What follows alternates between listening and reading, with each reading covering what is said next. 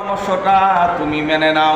তুমি শুধু আস্তে আস্তে তোমার জবান দিয়া তুমি শুধু আহাদ আহাদ শব্দ উচ্চারণ করবা, আর আওয়াজ দিয়া তুমি উচ্চারণ করবা না। যদি আওয়াজ দিয়া যদি উচ্চারণ করো তাহলে উমাইয়ারা তোমাকে মারধর করবে। ও বেলাল, আমি তোমাকে বললাম তুমি আস্তে আস্তে শুধু আল্লাহর জিকির করো। বেলাল রাদিয়াল্লাহু তাআলা আনহু বলেন ঠিক আছে। এই কথা বলে সিদ্দিক আকবর রাদিয়াল্লাহু তাআলা আনহু চলে গেলেন। কিন্তু বেলাল রাদিয়াল্লাহু তাআলা আনহু জোরে জোরে আহাদ বলতে লাগলেন। দ্বিতীয় দিন আবার যখন এই রাস্তা দিয়ে যাচ্ছেন, হঠাৎ করে দেখলেন বেলালকে শোয়া টানতেছে। হযরত আবু বকর সিদ্দিক রাদিয়াল্লাহু তাআলা আনহু কাছে গেলেন, গিয়ে বলতেছেন, এই বেলাল, তোমাকে না আমি গতকালকে বললাম তুমি আস্তে আস্তে বলার জন্য আল্লাহর নাম। বেলাল রাদিয়াল্লাহু তাআলা আনহু বলেন ঠিক আছে, আজকে থেকে বলবো। আবু বকর সিদ্দিক রাদিয়াল্লাহু তাআলা আনহু চলে গেলেন। দ্বিতীয় দিনেও তিনি আবার জোরে জোরে আহাদ আহাদ শব্দ উচ্চারণ করতেছেন। তৃতীয় দিন যখন আবার গেলেন, দেখতেছেন তাকে একজনে মারতেছে আর একজনে টানতেছে। এই মরুভূমির মধ্যে একজনে পিটাইতেছে আর একজনে টানতেছে, আবার পাথর দিয়েও নিক্ষেপ করতেছে। সিদ্দিক আকবর রাদিয়াল্লাহু তাআলা আনহু ডাক দিয়া বলেন, হে বেলাল, তোমাকে 2 দিন বললাম তাও কেন আমার কথা শোনো না, এর কারণ কি? বেলাল রাদিয়াল্লাহু তাআলা আনহু বলেন, ও আবু বকর, আপনি তো হলেন আল্লাহর নবীর একজন মুরব্বী সাহাবী, সম্মানিত একজন লোক, আপনার কথা আমি অমান্য করেছি। আপনাকে আমি কথা দিয়েছিলাম জোরে জোরে আহাদ বলবো না, কিন্তু তারপরেও আমি আহাদ বলছি। কারণটা কি জানেন? ও আল্লাহর নবীর সাহাবী, যখন কাফেররা যখন আমাকে পিটায়, আমাকে যখন চাবুক দিয়ে আঘাত করে, আর যখন আমি আহাদ আহাদ শব্দ উচ্চারণ করি, এই মারের আঘাত আমি ভুলে যাই। সুবহানাল্লাহ। আমাকে যখন মারধর করলে কি হবে, কিন্তু আমি জবান দিয়া যখন আহাদ আহাদ শব্দ উচ্চারণ করি, ওগো আল্লাহর নবীর সাহাবী, আমি জবান দিয়া যখন আহাদ শব্দটা বাহির করি, আমার শরীরের ব্যথা আমি আর অনুভব করি না। কেমন ছিলেন হযরতে সিদ্দিক আকবর রাদিয়াল্লাহু তাআলা আনহু, কেমন ছিলেন বেলাল? এত মহব্বত দিনের প্রতি, এত মহব্বত নবীর প্রতি, এত মহব্বত। আল্লাহর নবী সাল্লাল্লাহু আলাইহি ওয়াসাল্লামের কাছে এসে সিদ্দিক আকবর রাদিয়াল্লাহু তাআলা আনহু বলতেছেন, ইয়া রাসূলুল্লাহ, ইয়া হাবিবাল্লাহ, বেলালের এই নির্যাতন দেখে আর সহ্য হয় না, বেলালকে আযাদের ব্যবস্থা করে দেন। এই বেলালকে আযাদ করা যায় কিনা দেখেন। আল্লাহর নবী সাল্লাল্লাহু আলাইহি ওয়াসাল্লাম ডাক দিয়া বলেন, হে আবু বকর, তুমি যদি পারো আমি তোমাকে অনুমতি দিলাম, এই আবু বকরকে তুমি এই বেলালকে তুমি আযাদ করে দাও। যখন এই কথা বললেন, সিদ্দিক আকবর রাদিয়াল্লাহু তাআলা আনহু ডাক দিয়া বলতেছেন, ইয়া রাসূলুল্লাহ, ইয়া হাবিবাল্লাহ, আপনি শুধু আমার জন্য দোয়া করেন, আমি যেন বেলালকে আমি যেন আযাদ করে দিতে পারি। এর 2 দিন পরে সিদ্দিক আকবর রাদিয়াল্লাহু তাআলা আনহু টাকার বিনিময়ে উমাইয়ার কাছ থেকে 1000 দিরহামের বিনিময়ে হযরতে বেলাল রাদিয়াল্লাহু তাআলা আনহুকে আযাদ করে দিলেন। আর যখন বেলাল রাদিয়াল্লাহু তাআলা আনহুকে কিনে নিয়ে আসলেন, আসার পর আল্লাহ নবী সাল্লাল্লাহু আলাইহি ওয়াসাল্লামের কাছে যখন আবু বকর সিদ্দিক রাদিয়াল্লাহু তাআলা আনহু বেলালকে নিয়ে আসলেন, আসার পর আল্লাহর নবীর কাছে আবু বকর সিদ্দিক রাদিয়াল্লাহু তাআলা আনহু ডাক দিয়া বলতেছেন, ইয়া রাসূলুল্লাহ, ইয়া হাবিবাল্লাহ, ইয়া রাসূলুল্লাহ, ইয়া হাবিবাল্লাহ, আমি উমাইয়ার কাছ থেকে বিলালকে ক্রয় করে নিয়ে আসলাম। ইয়া রাসূলুল্লাহ, আপনার সামনে আমি ওয়াদা করতেছি, আমি আজ থেকে বিলালকে সারা জীবনের জন্য আমি আযাদ করে দিলাম। সুবহানাল্লাহ। যখন এই কথা বললেন, বলার সাথে সাথে আল্লাহর নবী সাল্লাল্লাহু আলাইহি ওয়াসাল্লাম দোয়া করলেন এবং বেলাল রাদিয়াল্লাহু তাআলা আনহুকে বলতেছেন, ও বেলাল, তুমি আসো, আমার কাছে আসো।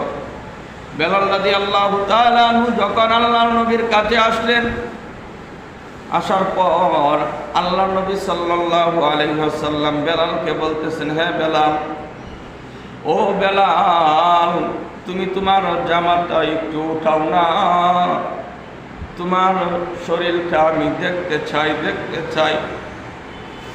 আল্লাহর নবী সাল্লাল্লাহু আলাইহি ওয়াসাল্লাম যখন এই কথা বললেন, বেলাল রাদিয়াল্লাহু তাআলা আনহু তার জামাটা যখন উপরে উঠাইলেন, উপরে উঠানোর সাথে সাথে আল্লাহর নবী সাল্লাল্লাহু আলাইহি ওয়াসাল্লাম দেখার পরে একটি চিৎকার মারলেন, বলতেছিল, বেলাল, এই ইসলামের জন্য তুমি কত কষ্ট করেছো রে বেলাল।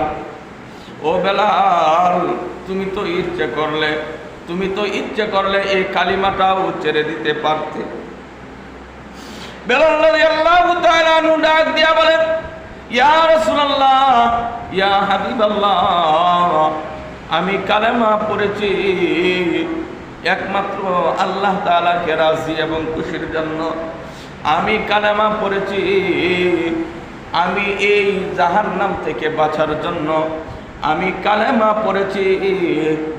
কালেমা পড়েছি আপনার চেহারা মুবারক দেখে নবীজি আমাকে যতই নির্যাতন করুক না কেন, এটা তো সামান্য নির্যাতন করেছে, এর থেকে বেশি যদি আমাকে নির্যাতন করা হতো তারপরেও আমি এই কালেমা ছাড়তাম না।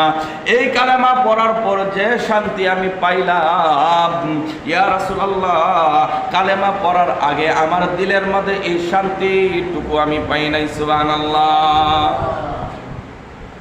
আল্লাহ নবী সাল্লাল্লাহু আলাইহি ওয়াসাল্লাম ডাক দিয়া তার সিনা মুবারকের সাথে বেলাল রাদিয়াল্লাহু তাআলা আনহুকে ধরলেন আর বললেন, ওরে বেলাল, আমার জন্য তুমি এত কষ্ট করেছো রে বেলাল, এই দিনের জন্য তুমি এত কষ্ট স্বীকার করেছো, আল্লাহ তাআলাকে রাজি এবং খুশির জন্য তুমি এত কষ্ট করেছো রে বেলাল। ও বেলাল, আমি চাই আজ থেকে নিয়ে তুমি বাকি জিন্দেগি আমার মসজিদের মুয়াজ্জিন হয়ে যাও। সুবহানাল্লাহ। হযরতে বেলাল রাদিয়াল্লাহু তাআলা আনহু এমন ছিলেন, যখন তিনি আযান দিতেন তখন তো আর মাইকের কোনো ব্যবস্থা নাই। বেলাল রাদিয়াল্লাহু তাআলা আনহু যখন আযান দেওয়ার জন্য উঁচা একটা জায়গার মধ্যে উঠতেন, যখন বেলাল রাদিয়াল্লাহু তাআলা আনহু আযান দিতেন, আল্লাহ রাব্বুল আলামিন এই বেলালের আওয়াজটাকে 40 মাইল দূরে পর্যন্ত পৌঁছায়া দিতেন। সুবহানাল্লাহ। বেলাল রাদিয়াল্লাহু তাআলা আনহু এমন একজন সাহাবী ছিলেন, আল্লাহ নবী সাল্লাল্লাহু আলাইহি ওয়াসাল্লাম যখন মেরাজে গেলেন, মেরাজে যাওয়ার পর আল্লাহর নবী যখন জান্নাতে প্রবেশ করলেন, আল্লাহর নবী সাল্লাল্লাহু আলাইহি ওয়াসাল্লাম হাঁটতেছেন জান্নাতের ভিতরে। আল্লাহর নবী সাল্লাল্লাহু আলাইহি ওয়াসাল্লামের কানের মধ্যে আওয়াজ হইতেছে, তার পিছনে কে জানি হাঁটতেছে। আল্লাহর নবী সাল্লাল্লাহু আলাইহি ওয়াসাল্লাম অনুভব করলেন, আমার এই বেলালের পায়ের আওয়াজ ছাড়া আর কারো আওয়াজ এখানে হতে পারে না। আল্লাহ নবী সাল্লাল্লাহু আলাইহি ওয়াসাল্লাম জিবরাইল আলাইহিস সালাতু ওয়াস সালামকে বলতেছেন, হে জিবরাইল, আমার পিছন দিয়ে কে জানি হাঁটতেছে, কে? জিবরাইল ডাক দিয়া বলেন, ইয়া রাসূলুল্লাহ, আপনার পিছন দিয়ে হাঁটতেছে আপনার মসজিদের মুয়াজ্জিন হযরতে বেলাল। আল্লাহ নবী ডাক দিয়ে বলেন, এ জিবরাইল, আমার সাথে সাথে কি বেলাল জান্নাতে চলে আসছে কিনা? জিবরাইল ডাক দিয়ে বলেন, ইয়া রাসূলুল্লাহ, ইয়া হাবিবাল্লাহ, আপনার সাহাবী বেলাল সে জান্নাতে আসে না, সে মদিনার জমিনে হাঁটতেছে, আর এই আওয়াজটা আল্লাহ রাব্বুল আলামিন জান্নাতের মধ্যে পৌঁছায়া দিয়েছেন। সুবহানাল্লাহ। বেলাল রাদিয়াল্লাহু তাআলা আনহু যখন আযান দিতেন, তার জিহ্বাটা একটু কাটো ছিল। আশহাদু আন্না মুহাম্মাদুর রাসূলুল্লাহ যখন বলতেন, এই আশহাদু আন্না শব্দটা উচ্চারণটা ভালোভাবে আসতো না, আশহাদু আন্না বোঝা যাইত। আল্লাহ নবী সাল্লাল্লাহু আলাইহি ওয়াসাল্লামের যুগে কিছু মুনাফিক মার্কা মুসলমান ছিল, তারা বিভিন্নভাবে বিভিন্ন কৌশল অবলম্বন করতে লাগলেন। বেলালকে কেমন করে এই মসজিদ থেকে সরানো যায়, বেলালকে কেমন করে মসজিদ থেকে সরানো যায়। আল্লাহ নবী সাল্লাল্লাহু আলাইহি ওয়াসাল্লাম জীবিত থাকা অবস্থায় শুধু বেলাল নয়, আরো 5 জন মুয়াজ্জিন আল্লাহ নবী সাল্লাল্লাহু আলাইহি ওয়াসাল্লাম মসজিদের জন্য নিযুক্ত করে দিলেন। কিন্তু সবার প্রধান ছিলেন হযরতে বেলাল হাবশী রাদিয়াল্লাহু তাআলা আনহু।